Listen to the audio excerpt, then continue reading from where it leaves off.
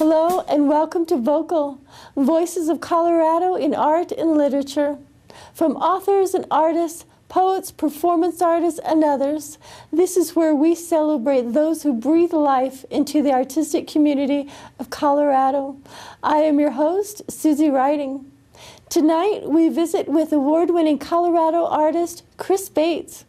If you have ever walked through the streets of Old Town Fort Collins, Colorado, you have undoubtedly experienced Chris's extraordinary artwork. Chris is the man behind many of the murals that light up and bring so much color to the city. Tonight, Chris talks about those murals and how his art will play an important role with the well-known Colorado mountain music venue. We will also learn how Chris uses his talents to help those challenged by tragedy, and how a chance meeting with a famous music band inspired him to follow his dreams. Stay tuned for tonight's exciting episode of V.O.C.A.L. Welcome, Chris. We're so excited to have you on the show. Oh, thank you for having me. I appreciate it. You betcha. All right, Chris and I are enjoying a beverage at High Point Bar and Grill located in Fort Collins, Colorado. I want to give a huge shout out to Rick and Eric, the owners, for allowing us to shoot this episode of V.O.C.A.L in their wonderful bar. High Point is located in the very historic Commercial Bank and Trust building built in 1906. High Point is also famous for its wonderful pub fare and its friendly neighborhood atmosphere. All right, Chris, we're excited to look more into your art, but I know our audience is interested in learning a little bit more about you personally. Now, you currently live in Fort Collins. Are you originally from Colorado? I like to think so. I was technically born in Indiana, but I moved to Colorado when I was 3 weeks old, and I was in Aurora, and I moved to Loveland when I was 4, and I moved to Fort Collins when I was 10, and I stayed here through high school and a little bit of college till I was 20, and then I moved away for like 8 or 9 years to go to college and ski bum a bit, and I've been back in Fort Collins for the last 13 years. 13 years? Fantastic. Well, 13 is thought to be an unlucky number, but 13 is lucky for us because you're here. So that's good. Well, soon to be 14. Soon to be 14. There you go. Great. Thank you. So did you always know that you wanted to be an artist from an early age? I don't know if I always knew I wanted to be an artist. I always felt artistically inclined. I liked art classes. In junior high, my older stepbrother Jason, he taught me how to draw some cartoon characters, and that was really the point where I found that I could draw well. And I took every high school art class, and then I went, even when I was ski bumming, I was drawing and painting things on the side, and I went to college and got a degree in painting. And even at that point, I don't know if I really truly knew I wanted to be an artist, but I wanted to kind of try. I didn't know what it entailed, and it wasn't until years after college that I actually realized that that was something I really wanted to truly pursue for a profession. Great. So you kind of knew you had quite a bit of artistic ability even as a kid? Yeah, I knew I could draw. I mean, once I started drawing the cartoon things, I realized that, I mean, kids compare things. I knew I could draw, better than a lot of kids. Wow, look to you. That's great. All right, so you had a very surreal experience that kind of gave you the confidence to make that leap of faith into art. Can you talk about that a little bit for our audience? Sure. It was really just a chance occurrence to meet some of my musical idols. I guess my favorite band, The Roots, in Paris. They were having an art show there at an after party, and they were asking for fans to submit art, and I submitted my artwork and got a chance to go out there and meet them, go to their concert and go to the after party and sit in a booth, and they were all telling me how amazing they thought my artwork was, and they couldn't believe I was drawing things like that, and I was kind of sitting there in shock, like, my favorite band, my musical idols who travel the world are telling me how cool they think the things that I'm doing are. And so at that point, I made a decision not to waste my college education and the talents that I had and really try to pursue wholeheartedly an art career. What a great gift. What a great experience. So the roots gave you the confidence that you needed, and here you are living and working as an established artist in Fort Collins. Do you have family here? Yeah, my mom and stepdad live here. My father lives here. I've got my stepbrothers both live here with their families. Still close with my ex-wife. She's here, and we split time with our boys. I've got two boys, 14 and 11, and my wife Lindsay, and quite an extended group of friends as well that are kind of family that I grew up with here that still stay in touch with and hang out on a regular basis. Great. It's so great to have that kind of support. How do your sons feel about your art and how big you're getting in art in Fort Collins? Oh, I don't know. I think they kind of take it all in stride. I mean, it's normal for them, I guess. And part of the reason I've done it is to kind of show them that you can pursue your passions and dreams and try to make something of it. But especially my youngest son, as long as he's remembered, he's always had a drawing of him in books, or there's been murals painted on walls, and that's just kind of what their dad does. So I'm not sure what that really, I guess time will tell, like what that influence that has on their adult lives.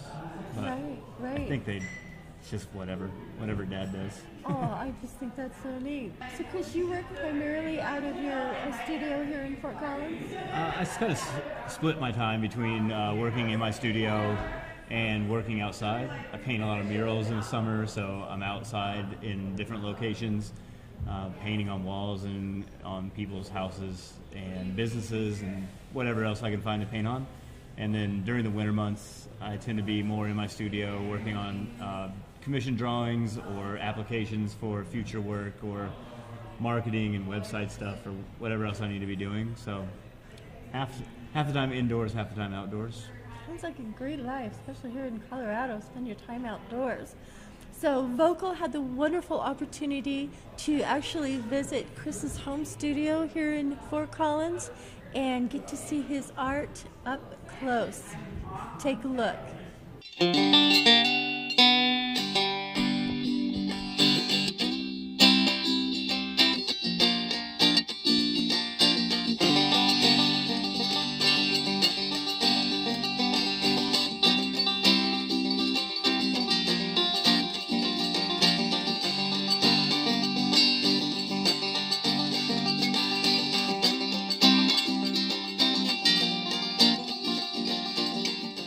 The first art commission I got for a fine-tuned drawing was a guy up in Steamboat saw a drawing of my kids.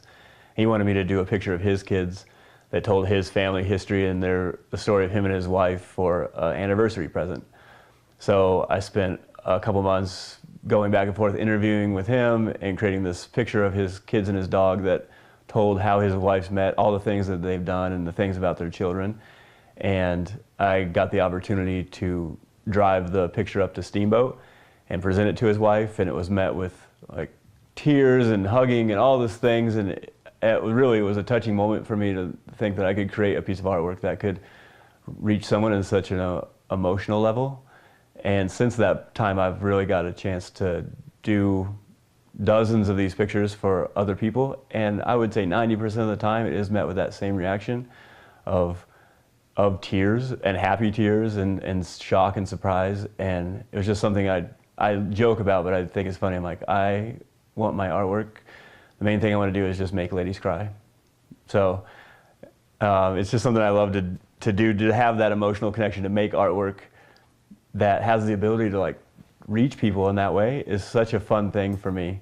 And you know, it all started kind of like doing this drawing of my kids that told a narrative story rather than just kind of a random act of creation of like just throwing everything with the kitchen sink. And now my drawings, all my drawings that tell these, when I'm doing them for people or for businesses, it's like it has a strong narrative story that goes into all the interior images, so that it's a picture of something, but it's also about that as well.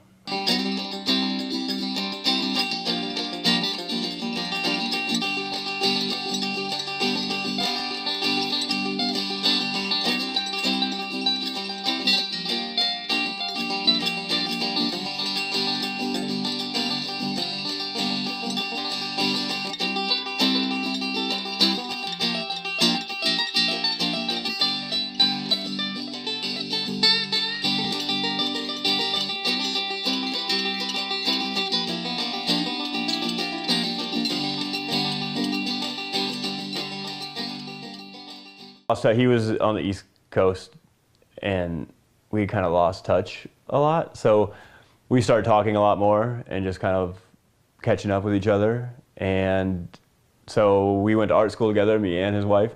So when we were talking, I was talking about this Aurora theater shooting project that I wanted to do and how I was trying to make this happen. And it was just kind of part of the conversation.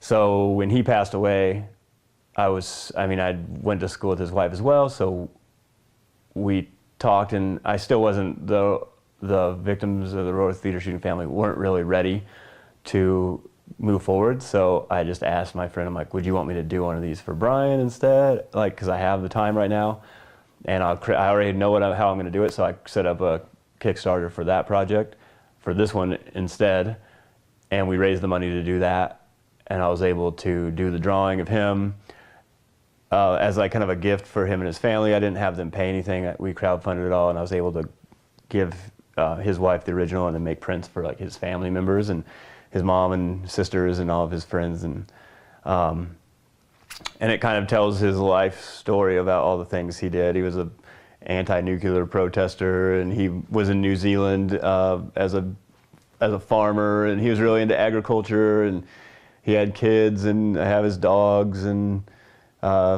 different animals and his boats and things that just he was into that kind of tell of what he was all about. And after I had done this one, then the Aurora theater shooting families were kind of ready to move forward, but I had already exhausted my resources as far as crowdfunding goes, so I wasn't able to raise the money to complete the project.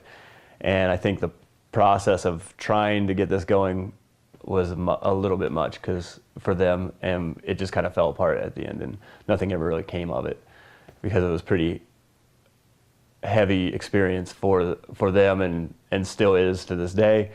And even for Brian's family, I think this project is a bittersweet thing. Like, they like the drawing, and sometimes they like to look at it, but then his wife told me, like, sometimes I just want to put it in the closet, and I don't want to look at it because it's sad, because it reminds her of, his passing and that he's no longer there. But we kind of think that as his kids were really young, so as his kids get older, they'll have like this thing to remember their dads, and they can go through and tell the stories of, hey, when my dad, he went to Nevada and he protested the nuclear test site at Nevada, he used to go out there all the time, and there's all these things, sweat lodges and the boats that he had, and here's the dogs, and our times when we spent in New Zealand. So every of those little tiny pictures becomes a story that she could tell his kids about her dad. So it becomes like this visual narrative of like every little image is a memory, and all the memories are a story. So.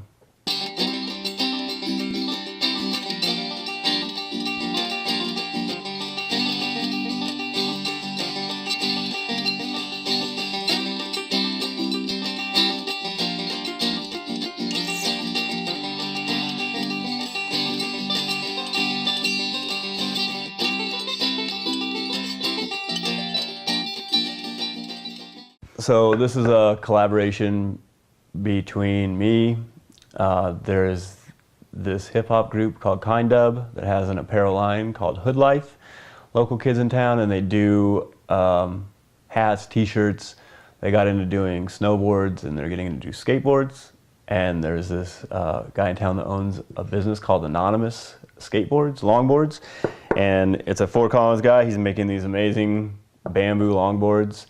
And so he's making the boards. The Hood Life guys are doing kind of the promotions and trying to get things into stores, and then I'm doing the graphics. So we're doing 2 series of 3 right now. This board I'm working on. This is the 5th one. We already have 3 done that they already have finished and shot, and then the plan is for springtime is to release like a limited release here locally and see what the interest is, and see if there's something that people are interested in, getting some locally designed and made Fort Collins longboards.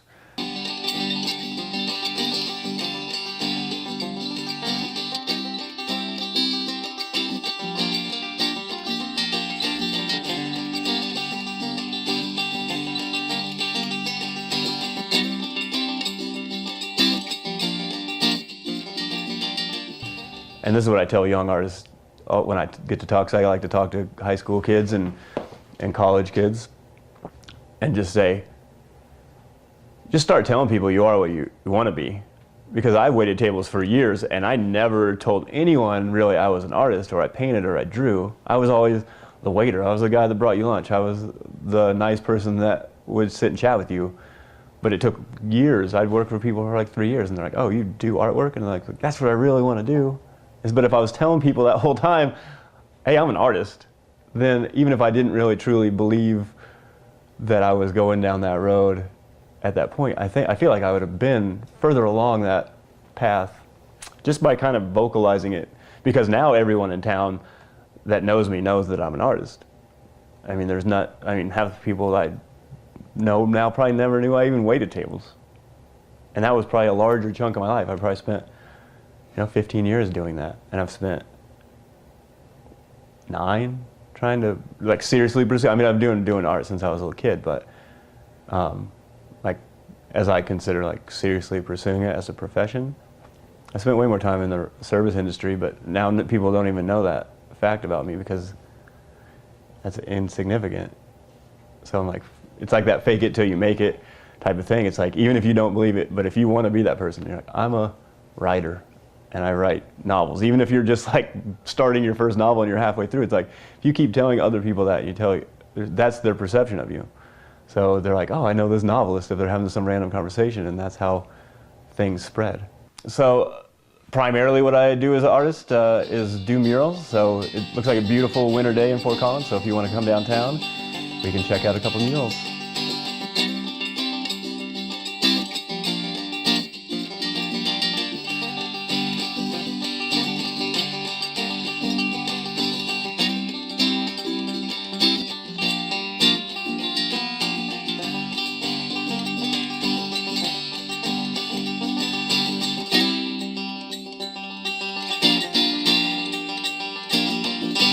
With this particular mural, it was 2010, and it was a mural competition. They had a call for artists, so you applied and you gave them your resume and some images, and I got selected as a finalist. So there was 3 to 5 finalists, I don't really recall, and you had to come up with your 3 different ideas, concepts for the wall, and then you interviewed.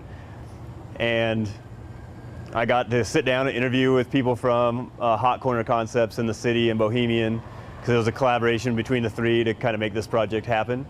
And I was finishing a mural over at Beaver's Market and waiting all day. I was sick to my stomach. I was so antsy because growing up in this town and being a downtown resident, I drove by this wall every single day to ride my bike. And I was at this point where I'm like, if I didn't get this mural, I was gonna have to move out of town, because I came by this place every day and saw, I was so emotionally attached to this project without even putting a brush on it that I didn't want to see another person's mural on this wall. I was sold on this. So when I got the call that I got it, I was blown away. And they wanted something that told Fort Collins history, but they didn't want just like a square picture. They wanted something kind of non-traditional and unique. So I came up with the concept of using aspen leaves to frame out the pieces, and then all these little pieces are different things about Fort Collins history. So you've got the firehouse, and you got music, and there's the Beat Factory and Annie Stone's cabin, and there's bikes and brewery stuff. And so every single leaf is a piece of Fort Collins history or culture. And I titled it Hard to Leave, with a play on words, with it being the aspen leaves as the main focus, but also Fort Collins. For people that have grown up here and people live here a while, it's a town that's hard to leave, and people always seem to leave and come back, and people aren't always gone for good. So it's a play on this. And this mural was the one that was a high profile piece that really kind of like started a snowball effect of my art career, kind of taking shape and getting calls for people wanting me to do murals just sight unseen, and just seeing this piece. I do these youth community workshops, kind of turned into community workshops with murals. It started Rafael Lopez, artist from San Diego. The library district in the city brought him in. He painted a mural in this parking garage, and I was part of the local artists that came and helped him do the layout and paint some of the high stuff. and his last day he invited something like 300 at-risk youth young kids to come and paint, and it was like a 10 minutes of fame type thing where we would bring in like a group of 15 or 20 kids and they would all paint a section, and I helped with that process, and it kind of inspired me to create a mural program for local youth that wouldn't just give them 10 minutes of fame, but would teach them everything about mural creating, from working with a building owner to designing it to laying it out to documenting it. And this was the first project I worked on. It was done with a group of 9 high school kids from 4 different high schools in town, and we worked with the owners of Austin's and Enzio's, and they had a team that we kind of helped come up with some of the design concepts.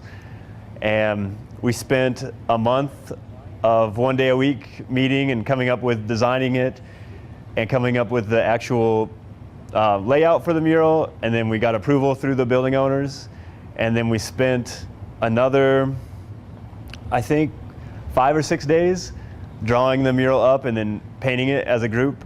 And the high school kids probably painted 80% of all of this and came up with like all little touches, like making the piano keys down here. That was one of the kids' ideas.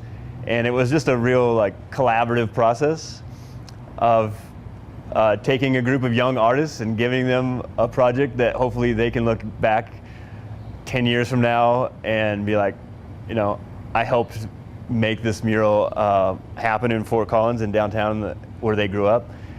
And since then, I've worked with about 6 other murals. I've done them over at the Mulberry Pool, and then I do them at schools. So I've done one at Lesher Middle School with all ages of middle school. I did one at Lab School with the kindergarten and first graders. I did one at Garfield Elementary down in Loveland. I did 2 different ones, one with kindergarten through 3rd graders and one through 3rd through 5th graders.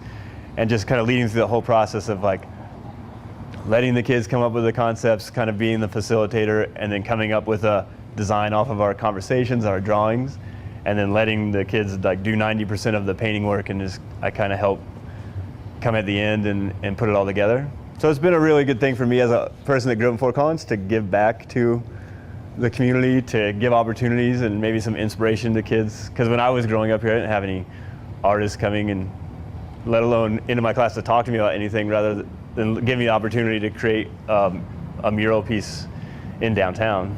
So that's kind of the basic synopsis of that. You have a very special art history mural project with the Mishawaka. The Mishawaka is a wonderful mountain music venue which is just west of Fort Collins here. Can you tell us a little bit more about that project? Yeah, it's one of my fine-tuned drawings. Mishawaka is having their 100th year anniversary of being a music venue, which is a crazy thing that we've had a music venue for 100 years up in the Poudre Canyon. I found out that was the case, and I approached Danny Grant, who is the current owner of the Mishawaka, and showed her my drawings that I use to tell stories and histories and document important events. And she was really excited and receptive to the idea, so I've spent the last couple months doing a drawing of the Mishawaka where all the small interior images tell the 100-year history of the resort, all the musicians and all the important events and people that have passed through over the last century, I guess. And I'm real excited about this project. It's hopefully going to be a really big art project for me. We're going to do this big art unveiling, and we're going to make posters, and hopefully we can find a t-shirt design. We're going to sell those throughout the whole 100-year season for them. So not only is it a drawing that I'm doing for the owners of the Mish, but it's for the community, and we're going to try to involve it in a lot of the advertising and the posters and their online things, and then making posters to sell at the venue or directly through me. And I don't know, I don't know where it's really going to go. I just finished the drawing like yesterday, and all the kickoff stuff is going to happen here in the next couple months. Oh gosh, so it's almost literally hot off the press there. Definitely. Yeah, well, I'm a history nut, so I'll be very excited to get the T-shirt and a poster, and I'd like to sign up for that today if I can. So, very exciting, Chris. Thank you for that. All right, we've got to that part of the show called the Era of Enlightenment round. Now, a lot of shows have a lightning round. Well, because this is art-based, we've called it Era of Enlightenment round. My creative consultants have come up with a list of questions for Chris to answer. He is unaware of any of the questions beforehand, so he's going to be answering these off the top of his head. I want to thank my creative consultants for this list. They are Chandra Valenza and Elizabeth Writing. I'm going to put on my glasses here, and are you ready? Yes. Okay. First one's easy. So first of all, on your website it says it ain't where you're from, it's where you art. What does that mean? It's a play off hip hop saying. It ain't where you're from, it's where you're at. I just kind of like took a little play on words on that. It ain't where you're from, it's where you art. But I use the at symbol on the art, so I love just it. play off that. Who's the artist? I don't know. I don't know who originally came up with that line, but it's something that's been around for a long time. Very cool. Okay, I like that. All right. If you had a theme song that followed you around wherever you went, what would it be? Oh man, I don't know. When I married Lindsay, my wedding song was an Outkast song, Spotty Odie Do. I can't even know the title right now. She put me on the spot. Spotty Odie Odie Dopalicious, something like this. And it's got this really cool like horn section. It's like this like Southern March song. Yeah. And it's just kind of like, for me, it's like this victory song. And I could try to like, I should know the title of that song. That's all right. So I like the victory theme. Okay, that's fantastic. Okay, now here's some art questions for you. So Pablo Picasso's full name has how many words in it? A, 2, B, 10, C, 23, or D, 12? Oh, I don't know. I almost got a minor in art history. It's going to be something outlandish. It's 12. I would say 12. It was C. It's 23 words. 23? And you can see on our screen here, we've got his name completely spelled out here. Pablo Picasso's real name is actually 23 words. Oh my goodness. Yes. That's crazy. All right, Leonardo da Vinci, as well as being a very famous artist, such as yourself, he was also famous for inventing one of these 4 things. A, kites. B, high heels.